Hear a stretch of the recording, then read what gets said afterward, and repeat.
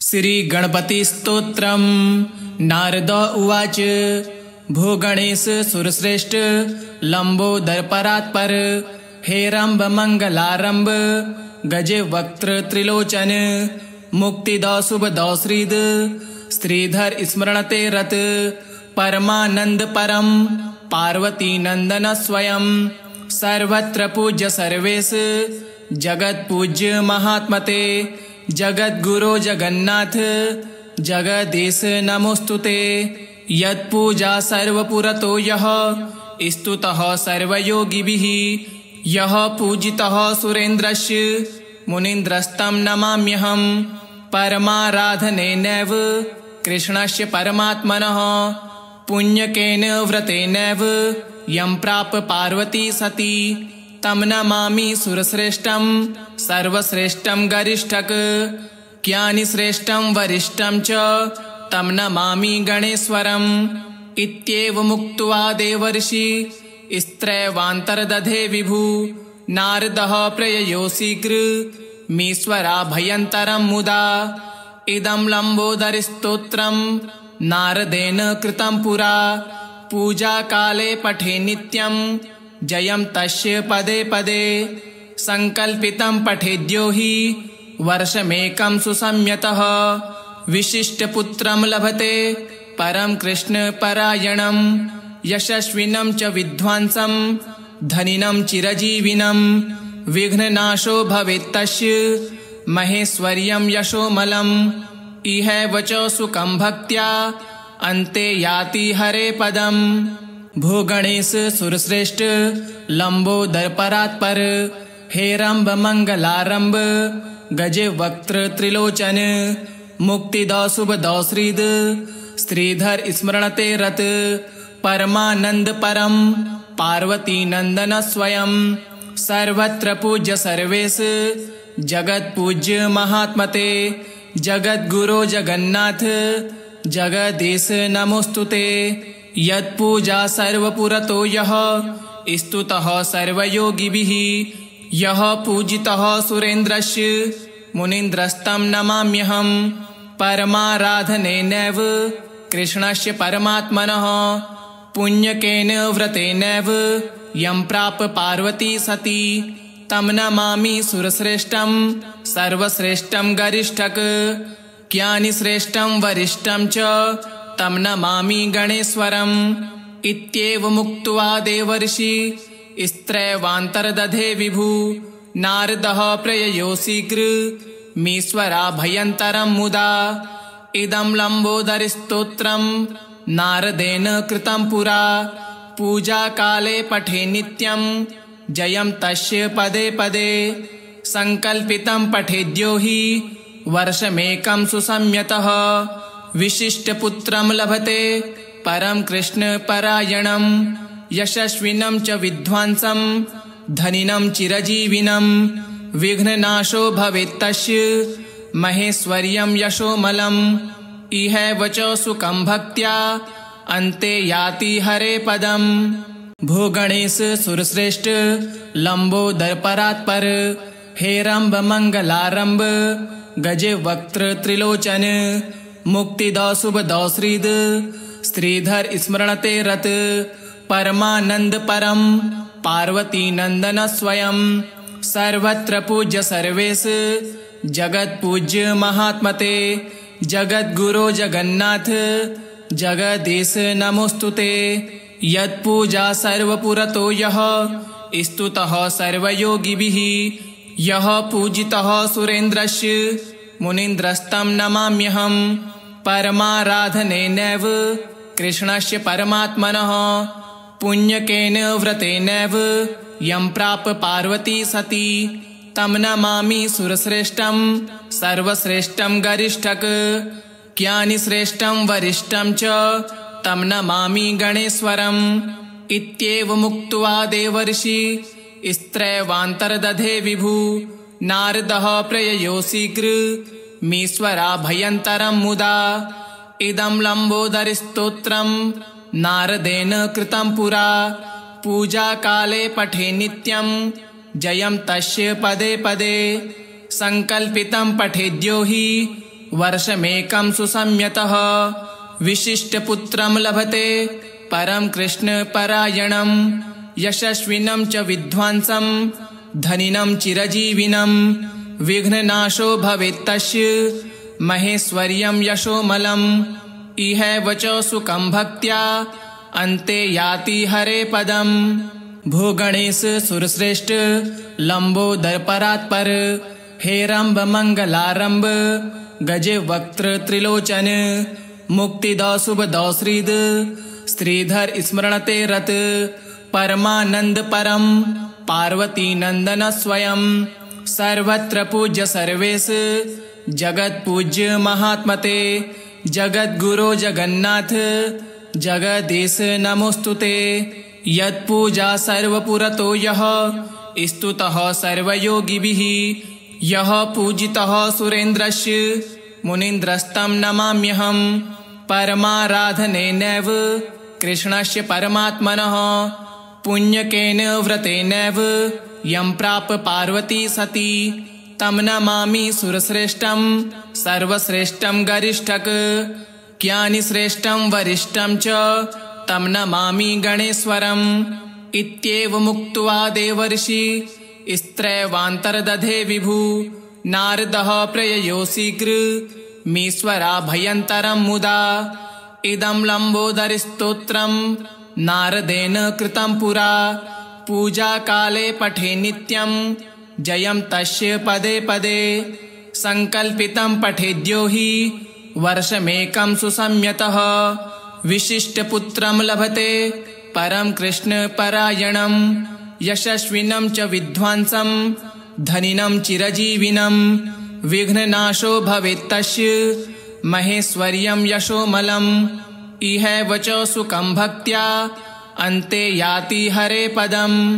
भूगणेश सुरश्रेष्ठ लंबोदर परात्पर हेरंब मंगलारंभ गज वक्त्र त्रिलोचन मुक्तिदौ शुभदौ श्रीद श्रीधर स्मरणते रत परमानंद परम पार्वती नंदन स्वयं सर्वत्र पूज्य सर्वेश जगत पूज्य महात्मते जगद्गुरो जगन्नाथ जगदीश नमोस्तुते। यत्पूजा सर्वपुरतो यः स्तुतः सर्वयोगिभिः यः पूजितः सुरेन्द्रस्य मुनीन्द्रस्तं नमाम्यहम्। परमाराधनेनैव कृष्णस्य परमात्मनः पुण्यकेन व्रतेनैव यं प्राप पार्वती सती तं नमामि सुरश्रेष्ठं सर्वश्रेष्ठं गरिष्ठक ज्ञानिश्रेष्ठं वरिष्ठं च तं नमामि गणेश्वरम्।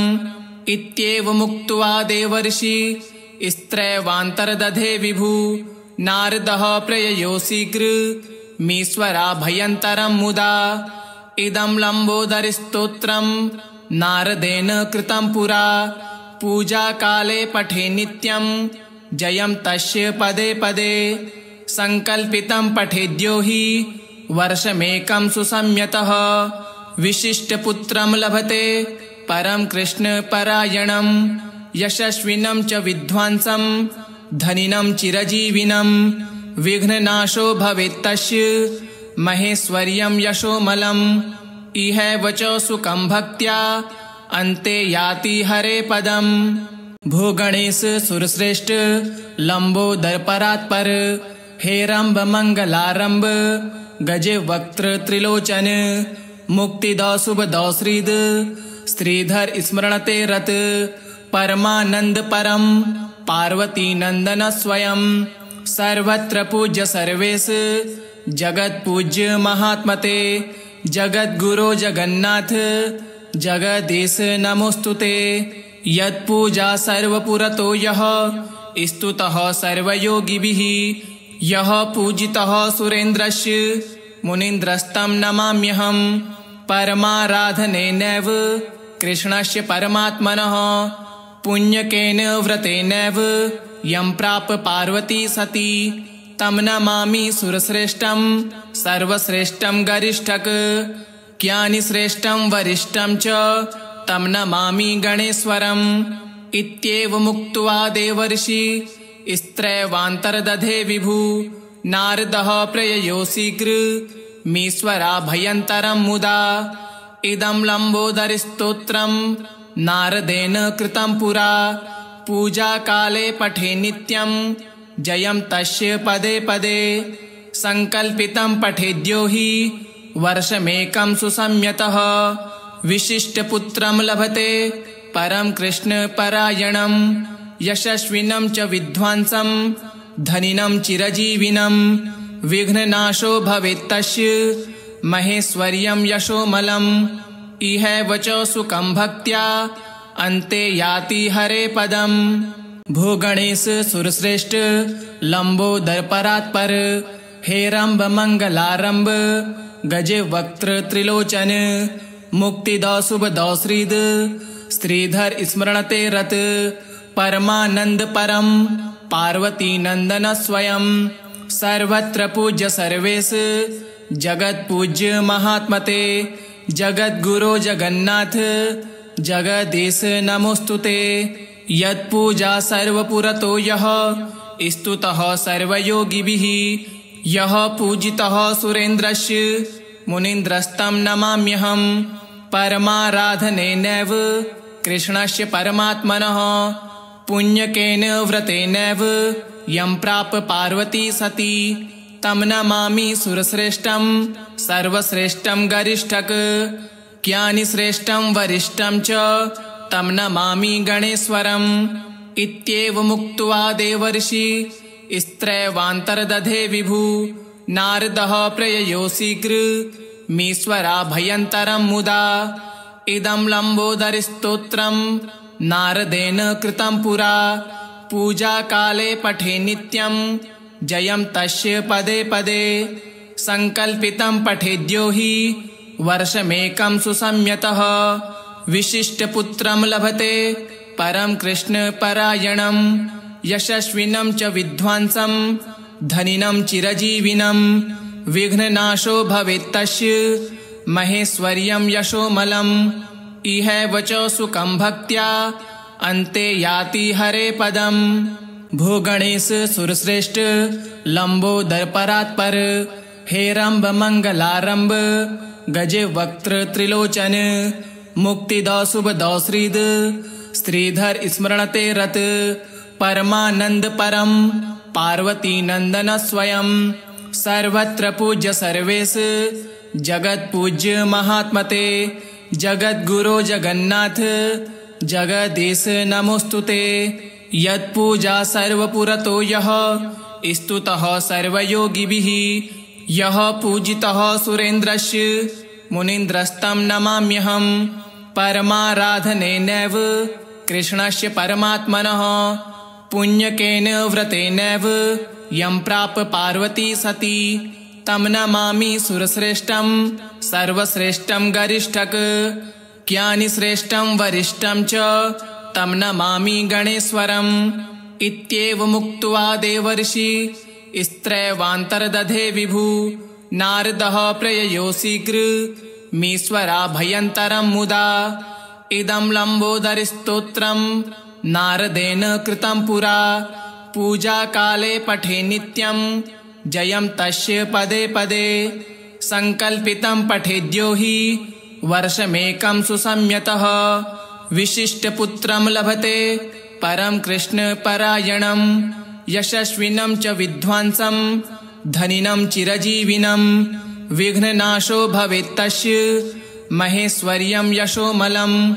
इहैव च सुखं भक्त्या अन्ते याति हरे पदम्।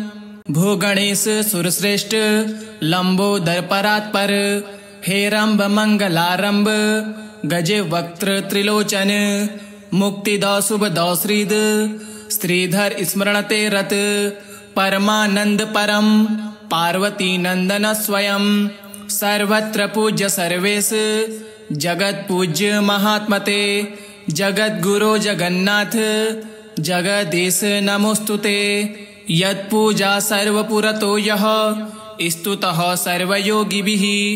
यः पूजितः सुरेन्द्रस्य मुनीन्द्रस्तं नमाम्यहम्। परमाराधनेनैव कृष्णस्य परमात्मनः। पुण्यकेन व्रतेनैव यं प्राप पार्वती सती तं नमामि सुरश्रेष्ठं सर्वश्रेष्ठं गरिष्ठक ज्ञानिश्रेष्ठं वरिष्ठं च तं नमामि गणेश्वरम् इत्येवमुक्त्वा देवर्षि स्त्रैवान्तर्दधे विभु नारदः प्रययो शीघ्रमीश्वराभयन्तरं मुदा इदं लम्बोदरस्तोत्रं नारदेन कृतं पुरा पूजाकाले पठे नित्यं जयं तस्य पदे पदे संकल्पितं पठेद्यो हि वर्षमेकं सुसंयतः विशिष्टपुत्रं लभते परं कृष्णपरायणं यशस्विनं च विद्वांसं धनिनं चिरजीविनं विघ्ननाशो भवेत्तस्य महेश्वर्यं यशोमलम् इहैव च सुखं भक्त्या अन्ते याति हरे पदम् भूगणेश सुरश्रेष्ठ लंबोदर परात्पर हेरंब मंगलारंब गजे वक्त्र त्रिलोचन मुक्तिदौ शुभदौ श्रीद श्रीधर स्मरणते रत परमानंद परम पार्वती नंदन स्वयं सर्वत्र पूज्य सर्वेश जगत पूज्य महात्मते जगत गुरो जगन्नाथ जगदीश नमोस्तुते यत्पूजा सर्वपुरतो यः स्तुतः सर्वयोगिभिः यः पूजितः सुरेन्द्रस्य मुनीन्द्रस्तं नमाम्यहं परमाराधनेनैव कृष्णस्य परमात्मनः पुण्यकेन व्रतेनैव यं प्राप पार्वती सती तं नमामि सुरश्रेष्ठं सर्वश्रेष्ठं गरिष्ठक ज्ञानिश्रेष्ठं वरिष्ठं च तं नमामि गणेश्वरम् इत्येवमुक्त्वा देवर्षि स्त्रैवान्तर्दधे विभु नारदः प्रययो शीघ्रमीश्वराभयन्तरं मुदा इदं लम्बोदरस्तोत्रं नारदेन कृतं पुरा पूजाकाले पठे नित्यं जयं तस्य पदे पदे संकल्पितं पठेद्यो हि वर्षमेकं सुसंयतः विशिष्टपुत्रं लभते परं कृष्णपरायणं यशस्विनं च विद्वांसं धनिनं चिरजीविनं विघ्ननाशो भवेत्तस्य महेश्वर्यं यशोमलम् इहैव च सुखं भक्त्या अन्ते याति हरे पदम् भूगणेश सुरश्रेष्ठ लंबोदर परात्पर हेरंब मंगलारंब गजे वक्त्र त्रिलोचन मुक्तिदौ शुभदौ श्रीद श्रीधर स्मरणते रत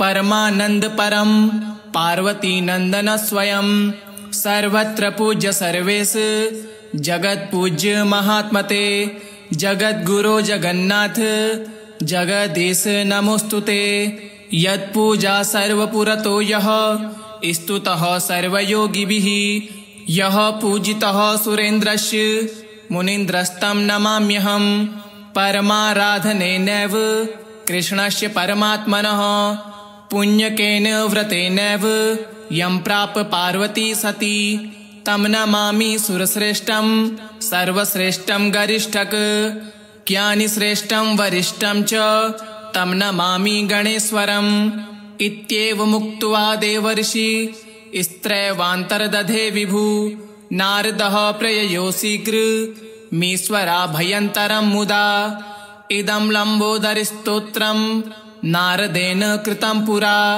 पूजाकाले पठे नित्यं जयं तस्य पदे पदे संकल्पितं पठेद्यो हि वर्षमेकं सुसंयतः विशिष्टपुत्रं लभते परं कृष्णपरायणं यशस्विनं च विद्वांसं धनिनं चिरजीविनं विघ्ननाशो भवेत्तस्य महेश्वर्यं यशोमलम् इहैव च सुखं भक्त्या अन्ते याति हरे पदम् इति श्री नारद पंचरात्रे ज्ञानामृतसारे प्रथमैकरात्रे गणपतिस्तोत्रं सम्पूर्णम्। ओं गं गणपते नमः।